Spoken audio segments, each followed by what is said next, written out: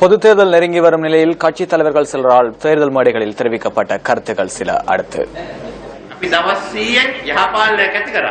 100 நாட்களில் நல்லாட்சியை ஏற்படுத்தினோம். ஸ்திரமான அரசாங்கம் இன்றி தொழில் பிரச்சினைக்கு தீர்வு மற்றும் தொழிற்சாலை அமைத்தல் ஆகியன முடியாத விடயங்களாகும்.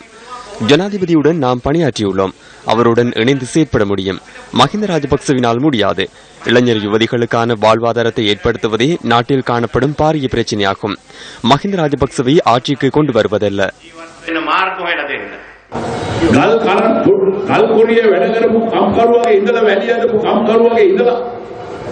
கட்குவாரியின் தொழிலாளி, மண்ணேற்றிய தொழிலாளி, செங்கல் மற்றும் ஓடு உற்பத்தியாளர்களில் இருந்து டிப்பர் உரிமையாளர் மற்றும் பொறியியலாளர் வரை தொழிலை இழந்துள்ளனர். நாட்டில் சரியான பாதையை நாம் கொண்டு வந்தோம். மேலும் 2 வருடங்களில் நிவாரணம் வழங்கவிருந்தோம். இந்த அபிவிருத்திகளை ஒரு வாரத்தில் ஆரம்பிப்போம் என்பதனை உங்களுக்கு ஞாபகப்படுத்துகின்றேன்.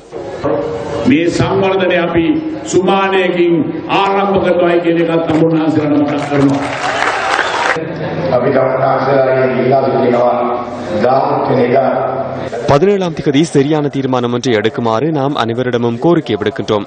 நாடு தொடர்பில் சிந்திக்கும் அரசியல்வாதிகளை ஏமாற்ற வேண்டாம்.